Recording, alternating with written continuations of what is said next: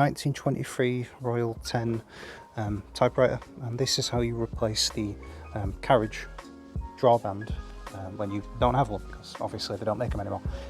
Quite simple really. The carriage itself, or the rolling pin assembly as I call it, runs on two loose ball bearings that allow it to move left and right and so forth. But other than that, it's quite funny really. There's basically a sprung tape measure inside of it, where you can put a piece of ribbon, or in my case a bit of string, and that is what allows it to basically come back and forth. A bit confusing, not many of them have close-up videos, which is what I'm doing. In this particular case there is a loop right here. The ribbon, which, or in my case the string, which runs along the entirety of the carriage rolling pin assembly, hooks onto a little tab right here. This silly thing down here is the tape measure that runs the machine. There is a hook on it where you attach the ribbon, and that is what makes the drawband or the carriage assembly move like so. So when it comes to replacing the drawbands, the lengths vary drastically online. Some people say you need a piece of string that's 12 inches, 13 inches, 15 inches, even 25 inches, and none of them are specific. So I kind of estimated from the end, or should I say the starting point of the carriage travel, from the hook over here to the end here, and I came up with about 16 inches long piece of string. By the time I'd added the loops necessary to hold it onto the machine, then it ended up being a 13-inch piece of string. So always overestimate and add a few inches extra to make it work, I guess. As for the actual tape measure drawband mechanism, you're supposed to wind it 2 to 4 times to get enough tension to work, and then put the loop on and hope it doesn't snap and, you know, take your hand off. One video I watched, they put a screwdriver here to hold the tape measure in place and stop it moving. It'll work half the time, which I didn't like. I found it much easier to get the drawband twine, if you want to call it that, from one side all the way through the carriage to the other side first before attaching it. Otherwise it just becomes too complicated. What you're going to need is a very long piece of wire with a hook on one end that can thread all the way through the machine to the necessary tape measure on the other side. And that's the way that some people would do it. They would grab the drawband on the tape measure side and then pull it all the way through. Personally, I found it way easier to just go the other way, and then it's where it needs to be. But what you can do to release the drawband, I put a bit of extra tension on the tape measure, and then I should get a bit of slack on this string and just pull it off the hook on the other end, and then you can kind of let it through gradually, because it has a lot of tension and it will take your finger with it.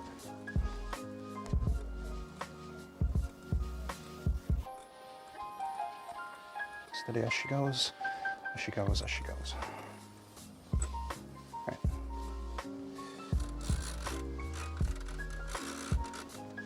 And that is the loop that it's attached onto. Oh, exactly. That is what you want to be careful of. What you're doing is doing 2 noose knots, I think they're called. I'll show you how to tie those in a moment when I've got some spare string. And remember to make the piece of string 3 inches longer than you actually need it to be, because by the time you've tied these knots it will be 3 inches too short, or shorter than you want it to be, for the drawband and carriage assembly. And here's that loop again. You get a U-shaped bend and basically tie a knot with it, and that is how it works. Step 1 of installing the drawband on a 1923 Royal 10 typewriter. Get yourself a very long piece of wire, thread it through from the side, it can be a bit fiddly.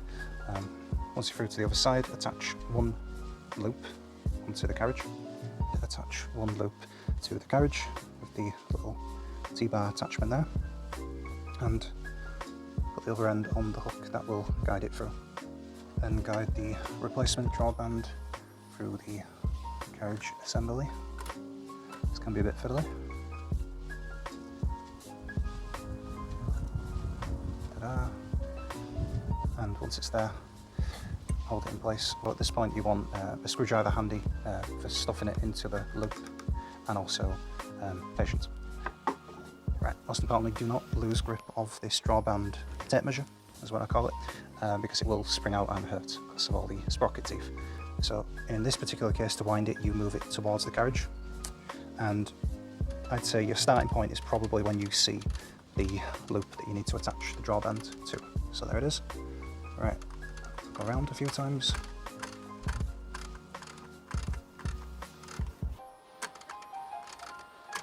The next one.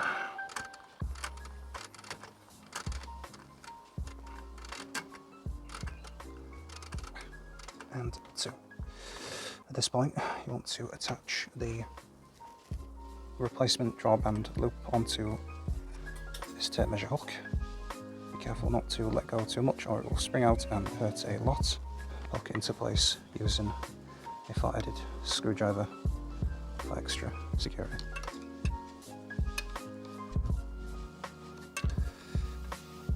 Once you're sufficiently happy that it's underneath there, very gradually release the wheel as it winds itself.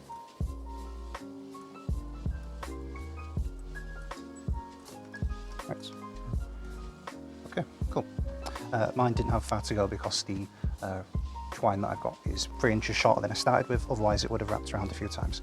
So now the Carriage drawband is installed and it should move as you expect.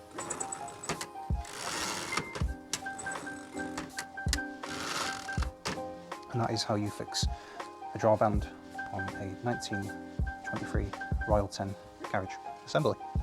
And hopefully this video is useful. Most videos don't zoom in, I do, and you know, I'm surprised there's basically so few repair videos for these.